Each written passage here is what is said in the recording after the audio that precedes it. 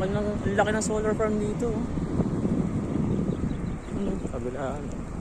Ilang megawatts kaya ito? Ito. Nasa Carrera ata yun. Tignan natin kung ilan. Dito pa rin yung sa Bahay City. Pababa natin ang kabundukan. Montesol. Pangalan ng ano, Tantar.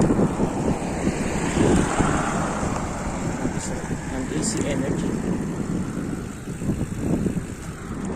Hindi natin nakita kung ilang megawatts. Sarap bumaba rito. Hindi no.